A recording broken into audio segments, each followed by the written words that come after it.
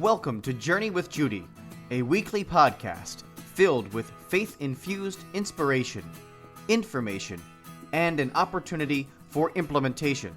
Now, here is speaker, coach, author, and host, Judy Hare.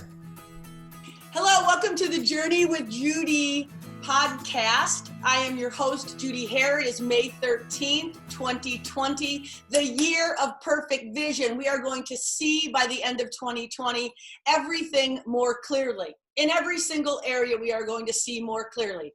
My gift to you is this inspiration, information, and opportunities to implement what we're learning. Your gift to me is you show up, you listen, and you share this with all the people that you know and love so they also can hear the truth of who they are and to whom they belong. So we will stop this recording about 35 minutes in and we'll do some sharing. Okay, my friends, here's the topic. I look in the mirror and I look in the mirror and I love what I see.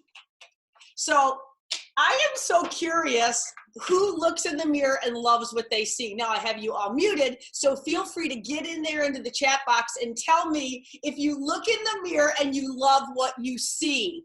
And remember, anything to do with me is honest, open, and transparent. So you can tell me about that. Because here's the thing. I look in the mirror and I love what I see because every day I'm becoming who God calls me to be. And every day I hope that I am becoming the best version of me. That's why I love it, because I know it's a work in progress. And I know that God doesn't make junk, and I know that He is faithful to bring all of this right here, right there, to completion. So interestingly enough, my father, he'll be 90 this year, he used to always say to us, I look in the mirror and I like what I see. Now, ladies, I will tell you, I had no idea what that meant until I was an adult, until even maybe now I see differently what he meant by what he said, because he really did look in the mirror and liked what he saw. And I know when I look in the mirror now, I can't even tell you what I see, but I see what's wrong typically and not what's right. And God forbid there's a magnifying mirror, because that just magnifies everything that isn't as visible when you start to lose your sight, which I think is also a gift from God. So I find that the reality is we were created in the divine image. So if that's true with a capital T, that we were created in the divine image, we were created, that means when we look in this mirror, what we see is Jesus. Now, I know you women look at other women. I know I have looked at you, some of you who I know personally, and I have seen Jesus. And I'm curious why it's so difficult to see Jesus in us.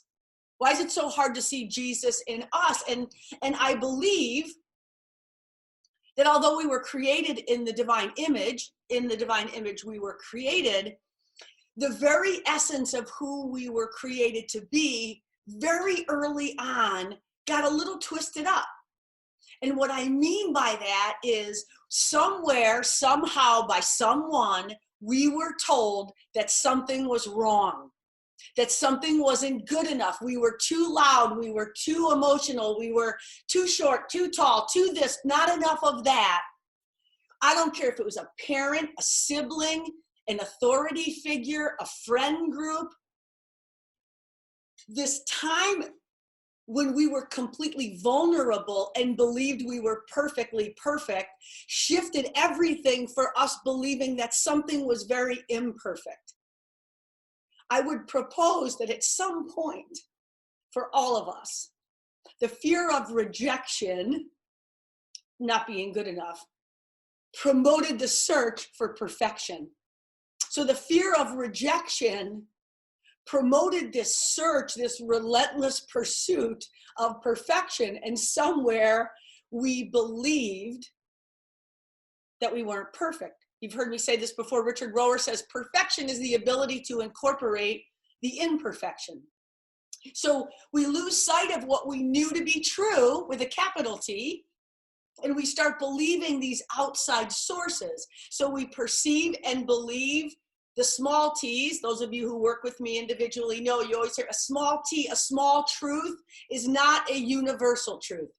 God says you are chosen and loved and forgiven and adopted and redeemed, and nobody on this call is the only person who that doesn't apply to, but somehow we don't live out of that reality, which is why when we look in the mirror, we don't love what we see, and we always only see what is wrong. So awareness is the key for me and you to be. Awareness of who we are and to whom we belong. Because my friends, we see things as we are. You've heard me say that, right? We see things as we are and not as they are. So the self-limiting agreements that we make, see, we make these agreements with ourselves about ourselves. And we believe the things that we tell ourselves because these seeds were planted somewhere along the line by other people. So I wrote down, others have planted seeds that we believe. Others have planted these seeds that have grown, like just little seeds, and they have grown, and now they're things that we actually believe. And when we're challenged, we actually try to deny what we believe, when deep down, the fear of rejection is always trumping and getting trumped by the search for perfection. So I like to say, as a coach, I'm someone who journeys with people to dispel those agreements that we make so people can become the best version of themselves. So I recently read this book. I'll share with you. It's called The 4 Agreements. And it talks about these self-limiting beliefs that rob us of the love that we really desire and deserve to give and receive. And it creates this needless suffering as a direct result of making these agreements. So in other words, it's kind of like a code of conduct that if we could incorporate into our lives, it could change and transform everything. So at some point, I believe this, we trusted and we loved ourselves completely. Now, some of us might not remember when that happened. The reality was we didn't know what we didn't know. We just knew what we knew until somebody planted a seed that created a doubt that we believed over a period of time. So you made these agreements with society, with your parents, with others, and most importantly, with yourself. And that is what some of us in the spiritual life have heard called and referred to generational curses, right? It's this thing that this chain that we just can't break, that binds us to the past, to things that we've done, to things that we've said, things that have been said and done to us. And so what I believe is if you choose to embrace and apply the truth with a capital T, then and only then do you step in to your God-given reality, like living at your fullest potential. So John 10:10 says that the thief came to steal, kill, and destroy. Steal, kill, and destroy. Jesus came that we would have life and have it in abundance. I can tell you at 53, I don't know if I'm 50, I think I'm 53, 54. Anyway, this is the first time I can honestly tell you I'm living a life of abundance. Now I have less than I have ever had materialistically and more than I have ever had spiritually. And so to say that an abundant life isn't things. An abundant life is the thing that we are all searching for, which is to have peace. It's peace about who we are, right? Peace in our relationships, just peace, that peace that surpasses understanding. And we don't find peace, ladies, when we're living lives, because true freedom comes from becoming who we really are. Make sense? So we see ourselves through this mirror that we've agreed to believe. And the fact of the matter is we are not who anybody else says we are. We are who God says we are. Now, that's way easier said than done. A song that came up to me for me as I was preparing for this is a song that's sung by Jason Gray, and it's called "Tell Me Who I Am." And it says, "When I lose my way, when I forget my name, remind me who I am, because in the mirror, all I see is who I don't want to be. Remind me who I am and that I belong to you." Now, if we lived out that reality, we would show up completely different. The 4 agreements start with these couple of things. The first one is be impeccable with your words. Number 1, be impeccable with your words. What it means is you speak with integrity. Say what you mean and mean what you say. We don't do that. We're supposed to avoid using the words to speak against ourselves or another person. And we are to use the power of our words in the direction of truth and love. Now, interestingly enough, we talked about words a few weeks ago. We talked about the power of the spoken word, that words bring life or death. It's kind of one or the other. And so what is the story that you tell you about you? What is the story that you tell yourself about yourself? And then when you're not telling yourself that story, typically we're telling ourselves another story about somebody else that has offended us, betrayed us, hurt us in some way. So if we are impeccable with our word, it means blameless. I used to have this sign. This was a little napkin, and I used to hold this up. See what it reads? Talk to me like I am someone you love. What if that hung on your mirror and what you saw was a reminder? Talk to me like I'm someone you love, because we cannot give what we don't have, and we cannot love until we first love ourselves. See, we talked also about negative self-talking. It's a bad deal. You are the messenger of your thoughts. What story do you tell based on what you created, and is it the truth? Because if you are being impeccable with your word, it's blameless. What's so powerful about the spoken word, remember in the book of Genesis, God said and it happened. When he spoke, things happened. When we speak, things happen. Are the words we're using in truth and love? Because we use words against ourselves, and then we use words against other people. This concept, just this first one, could transform our world if we were impeccable with our words. Because I know some of you can relate to this. I say less than I ever did. However, what bubbles to the surface sometimes is, I should have, I could have, if I only would have. There is a huge difference in taking responsibility for what you say or don't say, and beating yourself up over and over for what you did or didn't say. I know there's a big difference in the two of those things. Some of us get stuck in ruminating about what we shoulda, woulda, coulda done. When we are impeccable with our words, like I can tell you, when my man and I are fighting, I'm not a fighter, I'm a lover, and my man is a fighter. And he says to me, this guy is not impeccable with his words. What I know to be true is I am more impeccable than I ever was. And if I said what I was thinking, we'd be fighting.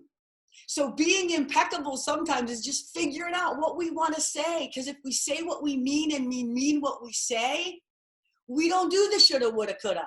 Number 2, don't take anything personally. How hard is that when you're the only person that's being talked to or interacted with? How can you possibly not take it personally? Perfect love does not take offense. What others say and do, first of all, it makes perfect sense to them, and that quote is in the chat box.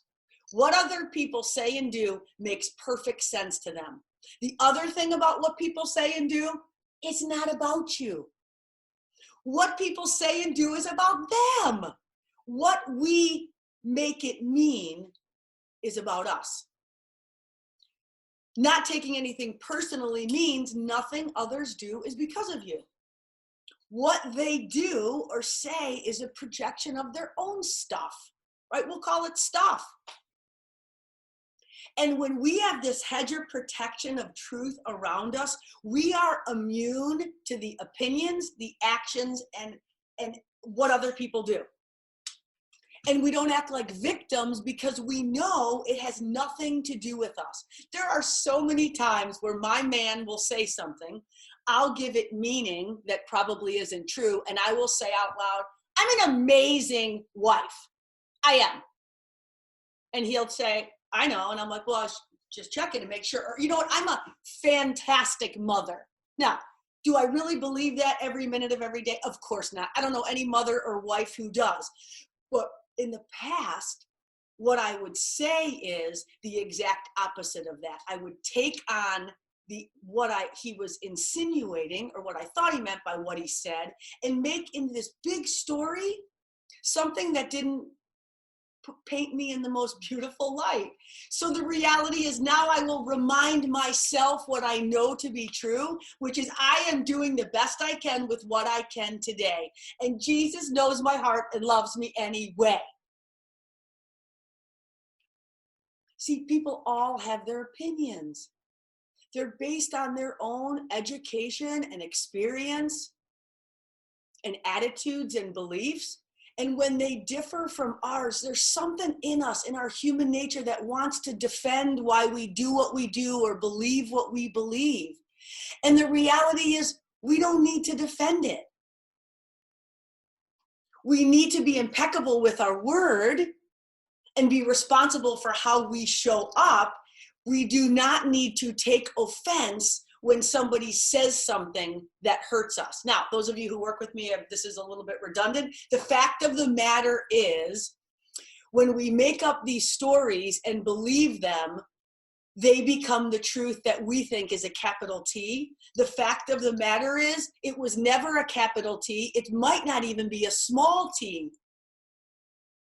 And if we can keep it as a neutral situation that's about somebody else, it really does give us a chance to get around it in a different way and see it through a different lens.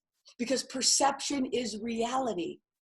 And we perceive what we believe, and then we live out of that. So last week or the week before, we talked about a buttonectomy. Like, people cannot push your buttons. You cannot lose control. You choose to lose it. You don't lose it. You choose to keep it, or you choose to lose it. So what people say and do is about them, and what we make it mean is about us. And the things we look at change when we change the way we look at things. So this thing about believing lies, I have a brother who, he used to say, it's your lie, tell it any way you want it. And that resonates because that's exactly what we do. We say why we do what we do, and we make up this big story as to why we do it. And the reality is, it's all just a big excuse as to why we didn't show up being impeccable with our word, being wrapped in this hedge of protection of truth, and not letting what anybody else says or does mean anything other than what's about them. So it's getting away from creating this virtual reality that really is a contradiction to our actual identity. Okay, so that's number 2. Number 3, do not make assumptions. Do not make assumptions, because, my friends, this will be recorded, so, and posted all over the internet. So y'all know what assumptions do. They did the same thing when you learned the word and how to spell it. Do not make assumptions. If we can find the courage to ask the questions and to express what we really want, We don't need to make assumptions. There's something in the chat box called a ladder of conclusions. You know what? As a matter of fact, I'm going to see if I can bring it up, because I think you will be able to relate to this image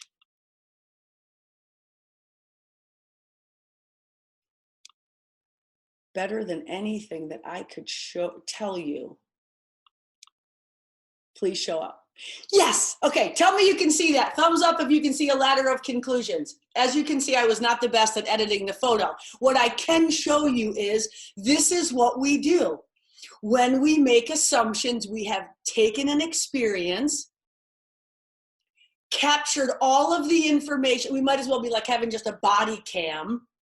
And then we select all the data about it. We add all the meaning that's oftentimes inaccurate and incomplete.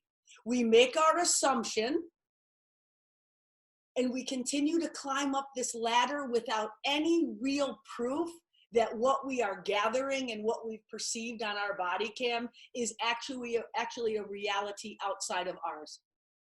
So we experience, we collect the data, we add the meaning, we make the assumptions. We then draw conclusions, and we draw the conclusion that everybody sees and believes and feels what we do in that moment. Now, my friends, I would tell you that if we didn't start that ladder of conclusion, I crushed that chair. If we did not start climbing up that ladder of conclusions, we could stay at the bottom. And we could avoid a whole lot of suffering, a whole lot of sadness, a whole lot of drama with this one agreement. If we adopted any one of these four and said, this is what I'm going to do for the next 40 days. Now, I love 40 days because 40 days, big things happen. My kids were not allowed to start dating for 40 days. They weren't allowed to make major decisions for 40 days because 40 is biblical. Big stuff happens when we give a 40-day window. So if for 40 days you made zero assumptions or were just really mindful about making assumptions at any given time, I believe this too could transform all of your relationships. Because by not making the assumption, you're finding courage to stay in something long enough to ask the questions and then ask for what you really want, without believing that you know what other people are thinking. Because truth, when we get to the truth with a capital T, it leads to more and more authenticity. Lies lead to more and more limitations. See, we want answers, my friends, don't we? We just want answers. And so we gather the information as quickly as we can and we draw a conclusion. And I would propose to you that there's a higher percentage of time that the conclusion or the assumption we made is inaccurate and it's incomplete. And when I say you can have a lot less drama, a lot less sadness, and a lot less misunderstandings, it makes this one like, let's bring it on. So rather than climbing the ladder, we have the ability to stay rooted and grounded in what we know to be true and ask the questions we need to, which stops the judging, it stops the blaming, it stops a victim mentality, and it stops a lot less looking in the mirror and not liking what we see. That's number 3. Do not make assumptions. Number 4, my friends, always do your best. Now that sounds simple. Always do your best.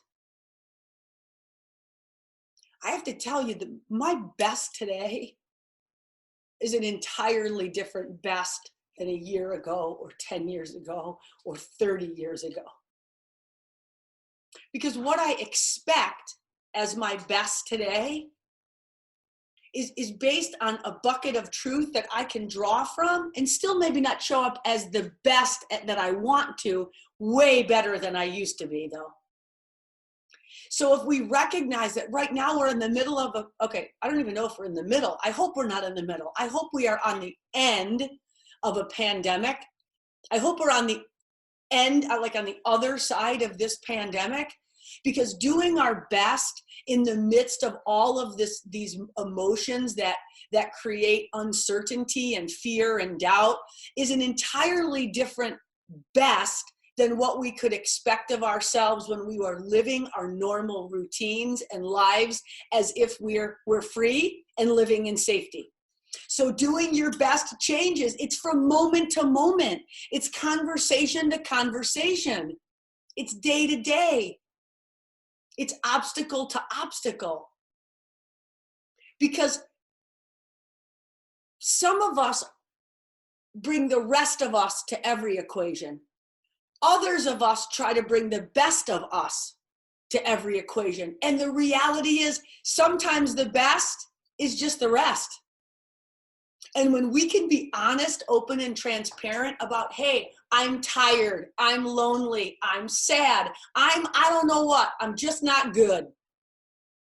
It allows us to recognize our best on any given day is different than what we could expect of ourselves on another given day.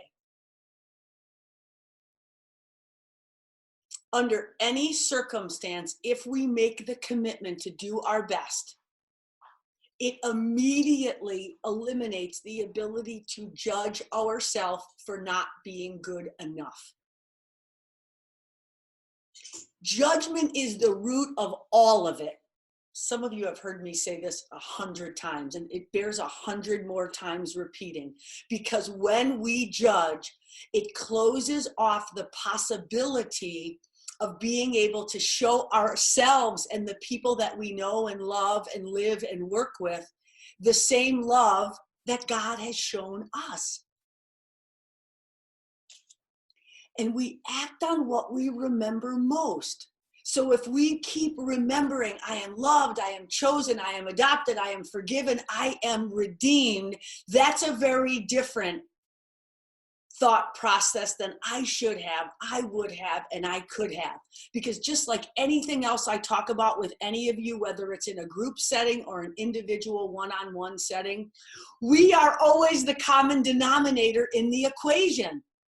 All four of these agreements have to do with you.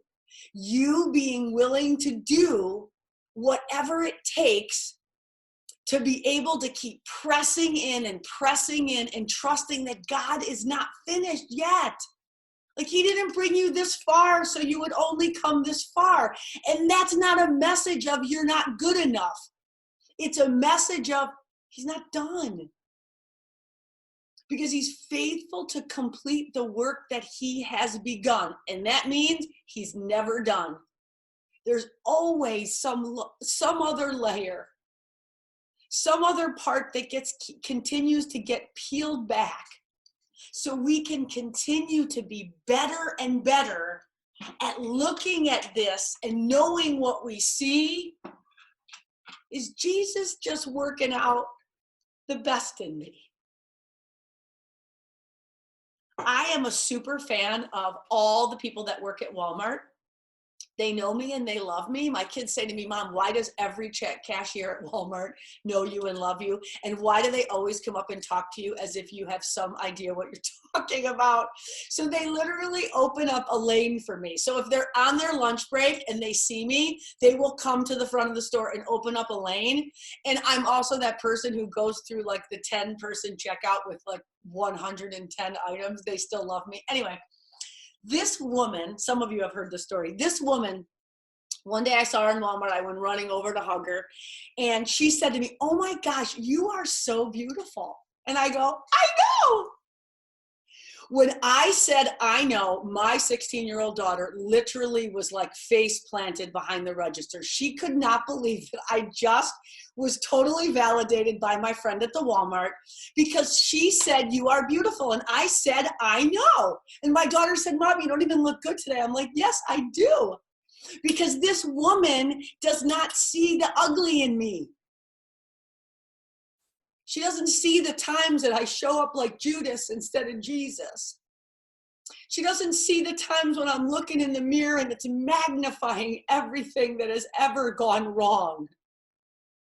She sees this person who keeps just trying to do the best she can with what she has And she's looking not on the outside. See, she wasn't saying I was beautiful on the outside. She was saying, hey, girl, I see your heart and you are beautiful. The thing about these influences from the beginning of the webinar, these people that spoke untruths into our life and we believe them, they continue to compete in our head. It's like, which one can speak the loudest? I often remind people, like, you would never talk to yourself or talk to someone else the way you talk to yourself. We would never say the things out loud to another human being that we say to ourselves and believe. I'll never forget when my daughter started to play volleyball. And it was the first time she ever played this sport. And of course she struggled with, figuring it out and her, all the things that go with learning a new sport. And I said, babe, what was the most difficult? Like, what did you find the most challenging? And she said, everyone was screaming something different. And I didn't know which voice to listen to. And then, of course, I was driving and then bawling my eyes out 5 minutes later. And she's like, because I cry about everything, because that reminded me of how vividly I could put myself in those places of my past where there were all these people